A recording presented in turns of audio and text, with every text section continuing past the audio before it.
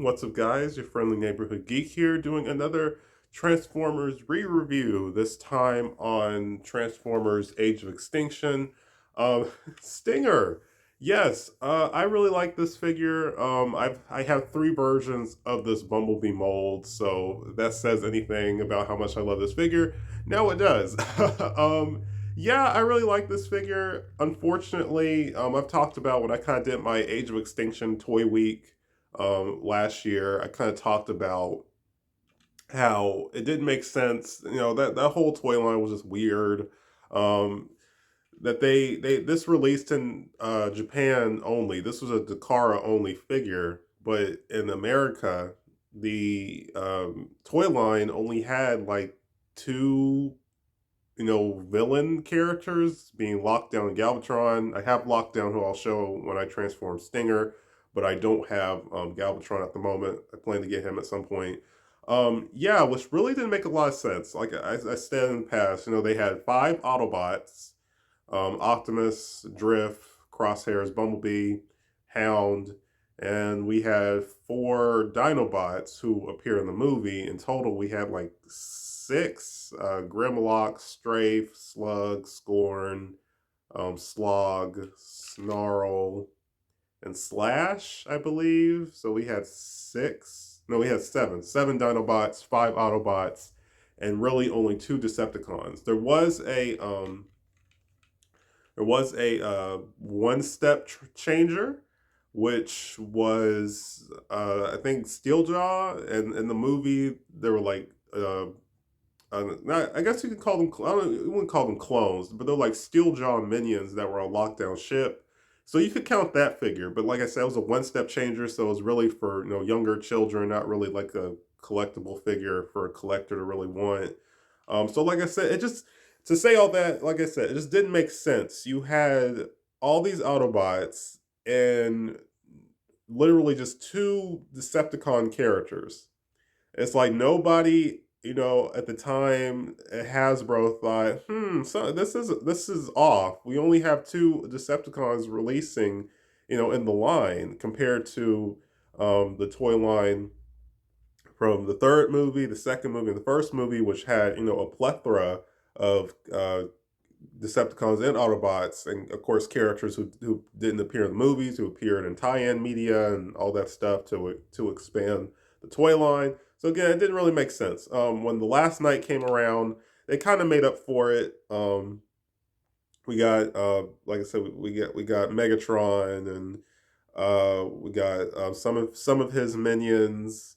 Um, so yeah, they kind of made up for it for the last night, which I'm grateful for. But that toy line is a whole thing. So eventually, when I get to reviewing one of the last night figures, um, I will talk more about that toy line. But yes, even with all that being said, also I apologize for the rant. I still like the Age of Extinction toy line because I just like how cool it was. All the characters were very easy to identify who was who because everyone had their own distinct, color scheme and personality and weapons and all that good stuff. So from that point of view, I really, really like the Age of Extinction toy line. And they were introducing the Dinobots, who at the time, the Dinobots were like my favorite Transformers team. They still are, but of course, being younger and seeing them on the big screen, that was like really, really cool to me.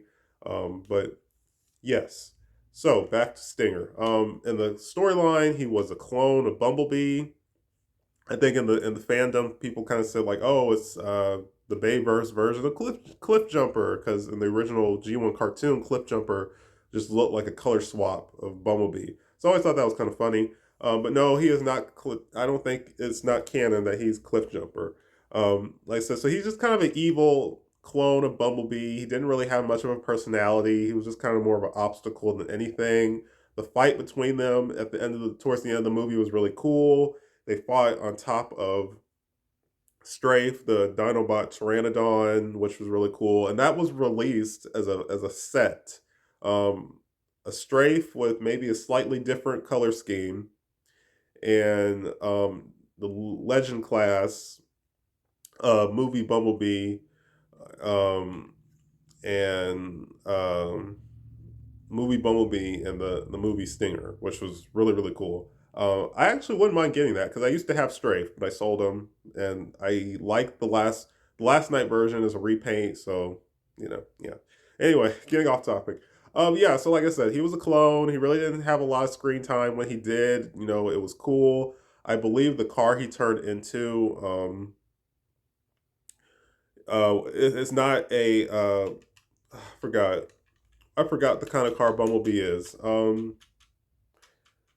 A Camaro, yeah. He did not turn into a Camaro. I forgot what kind of car he turned into. There is a Studio Series version, which I forgot. Yeah, the Studio Series version, which I think is a little bit more accurate to the movie, and he turns into the car that he turned into in the movie. So that I forgot. That is an option if you want to have him in your movie collection, movie display or whatever.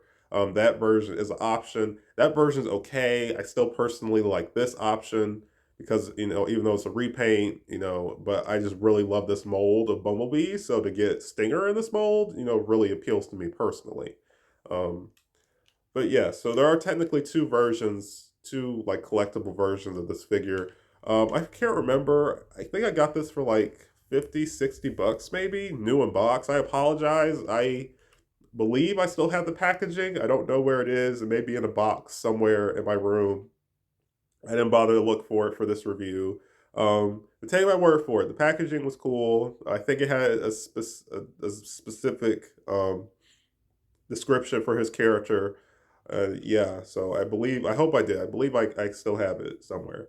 Um, but like I said, the paint on him, Takara, one thing they're known for, they always put a lot of detail and paint in their figures, where, some of the Hasbro figures may be lacking some detail. Um, the Takara figures, excuse me, the Takara figures, they really they really knock it out when it comes to paint apps and all that good stuff. Like for example, the animated Dinobots, the Hasbro ones, they're solid, but or I take that back. Animated Hot Rod, animated Rodimus. The Hasbro one, yeah, it's cool. I like it. It's just a little bit more kind of like I guess basic, but you look at it and you still think, oh yeah, that's Hot Rod, or yeah, that's Rodimus. The Dakar version, he has a more burgundy look. He has like a metallic paint look. The orange is a little bit more brighter, and he looks more like his character model in the show, which is really really cool. While the Hasbro one just kind of looks um, like they kind of took the G1 colors of Rodimus and kind of try to modernize it on the figure. But yeah, just using that as an example.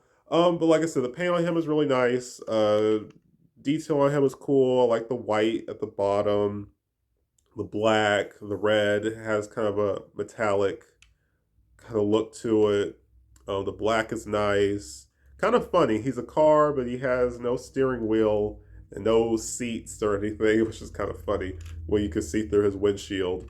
I like he has a nice gray Decepticon logo on the front. That's really cool. Um, and yeah, here's the bottom of him. It's a folded up transformer. Um, so yeah. I was thinking of showing him. Oh, I do like this one. I forgot this detail. It looks like he has molded I forgot things that the window cleaners. I forgot what you call them. He has those molded at the bottom, maybe a little hard to see. So that's really nice. I really like that. I like the blue headlights.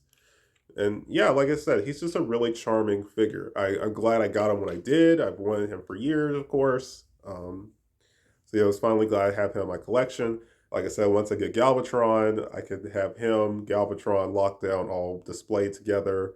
Um, so I can kind of have, like I said, those memorable villains from that movie all together. Um, yeah, so like I said, I was going to show him in I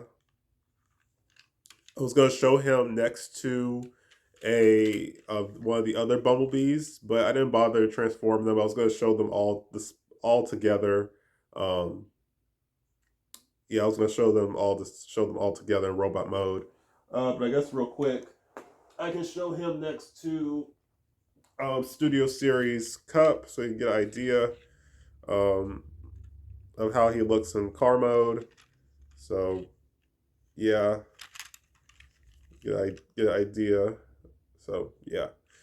So like I said, decent size, so you can fit in the palm of my hand.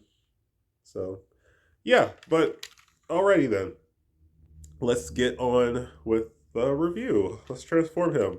Again, like I said, I have 3 versions of this mold. Oh, well, the wheels fell, which I will retrieve in a moment. So this, there we go. This transformation isn't hard.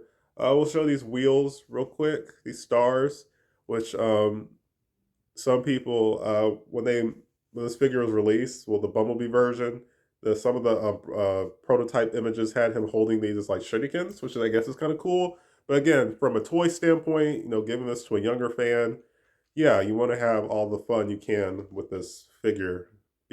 Have fun with it, do little silly stuff like that. But we never saw him use these in the movie as a weapon. They were just on his back as like a cosmetic, look or whatever. So first we can pull the arms out, uh, pull the arms down. I think it's a little stiff in areas, which isn't a bad thing because, like I said, this isn't a toy I play with. Obviously, he's really just a collectible, display piece. Pull his back piece up. Um, fold this part down. That makes his chest a little dusty in areas because unfortunately my room collects a lot of dust. So my figures unfortunately suffer from that unless I put them away. But I don't really want to do that because I want to enjoy having my figures out outside of the figures that, of course, like you see behind me that are in packaging. They're not affected by the dust, but yeah, I clean them off sometimes. Let's see. So pull the feet down, turn these around, these wheel parts, turn these around, and you turn the legs around, just like that. Yeah, turn the legs around, kind of position the feet the way you want to. And yeah, that's pretty much Stinger. Um, Now he has like the back of his head is translucent, like a smoky gray, but he doesn't have light piping, which is kind of weird. He just has I think the Bumblebee, I'll show in a minute. I think the Bumblebee has light piping. He just has painted green eyes, but I do like if you pull up the mask, it's just Bumblebee's face, but with red eyes, red face, I mean, green eyes. And I actually kind of like that. So if you wanted to, you could kind of make this a custom cliff jumper if you wanted to. Just put a sticker, Autobot sticker where the Decepticon logo is or something. And yeah, like that could actually work. That could be really cool if you wanted to do that. Um, there was a movie, there may have been 2. I'm not sure. I know there was one. They did make a repaint when the 2007 Transformers movie came out. They did make a repaint of the Bumblebee. I think the Deluxe class or Voyager Bumblebee, whichever one. They made him into a cliff jumper, which again, it's a 10-plus-year-old figure, but I liked it. I might get that one at some point. And yes, so you just put the wheels behind him, which just adds to the aesthetic of the figure. Um, it doesn't really take away the articulation all that much. You just don't move the arms and stuff. Just kind of have to move these pieces back so they don't get in the way. See, like let's see. like that. Yeah, kind of have to push it back so it doesn't hinder the shoulder pieces. Um, but yeah, so the cool thing about this figure, that this mold has its gimmick. But yeah, real quick, see how he looks. Like I said, I love the red and black, the little touches of gray, it's a little touches of green. Like I said, he has the blue headlights, um, the red and black look. Like I said, he just looks so cool. And it's just like, again, it didn't make sense. Why did they not? Why did this figure not come to to the West? Why was this not released in the U.S. Version of the toy line? Of course, the Japan always gets the coolest stuff. I mean, they had like a series called The Lost Age, where I think they may have made like some exclusive like characters like from the previous movie who didn't get figures, or they maybe added some other Decepticons who I think didn't appear in Age of Extinction but hadn't gotten any figures, who appeared in other movies who hadn't gotten any figures. Like, again, why did we not get any of that in the US? So, yeah, but again, he's really cool. Like I said, you can see his face a little bit, and let's see, pull his mask down, and now he kind of looks more like how he looked in the movie, which is really cool.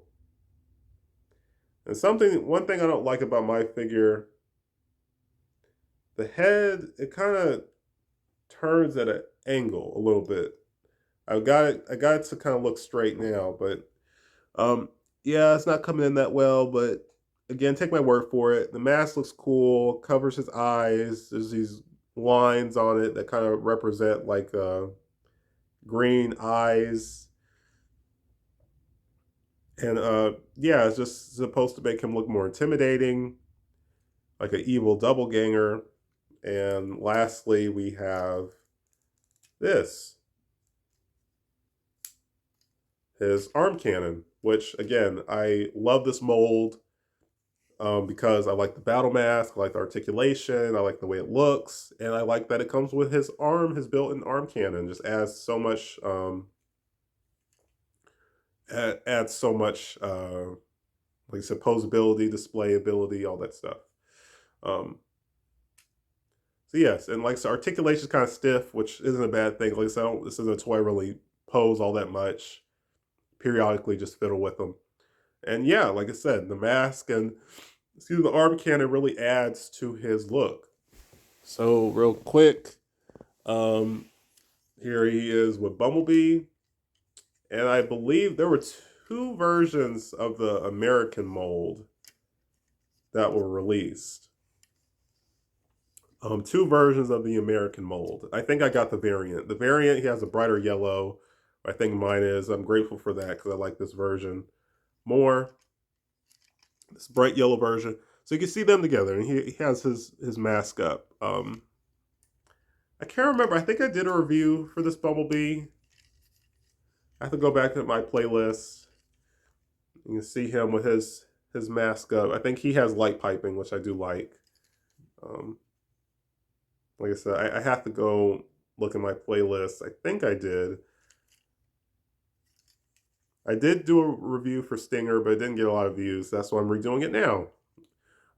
So yes, here are the two of them together. They look great. I could display them fighting together, something like that. Let's see.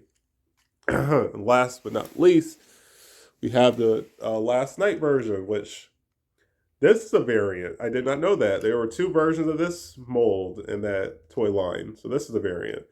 This looks like a knockoff compared to the other three, but yeah, I kind of got him randomly. Um, so yes, you can see I said I have three versions of this mold. I love this mold. I love this version of Bumblebee so much. My favorite, one of my favorite movie Bumblebees. My second favorite, I will be doing a review. That will be my next review. That will be a re-review. I think I showed that figure off twice. Oh goodness. But I didn't like those. Looking back, I don't really care for how those videos turned out. So I'm gonna give him another review for the third time, talking about him another reason for me to gush for that other Bumblebee. But you'll just have to wait and see which one that is in the next review. So yes, 3 versions of this mold. I love Bumblebee. Um, and let's see, have you can see him displayed with another Autobot. I didn't bother to get my Evasion Mode Prime because yeah, he's taller and bigger. So just take my word for it. Here he is next to Crosshairs, um, Age of Extinction version. So yeah, of course, display them together if you want it. So yep. And lastly, we have him with one of the other Decepticons who actually got a toy, who they shouldn't have killed off because he was a really cool, really well written villain. Here he is next to Lockdown, which I think he's taller than Lockdown. Again, didn't make sense. Galvatron or Lockdown didn't get a leader class toy. It just like it didn't make sense. He was one of the main villains, and pretty much all the other characters were taller than him. Okay. All right, Hasbro. Um, yeah, so like I said, they look good together.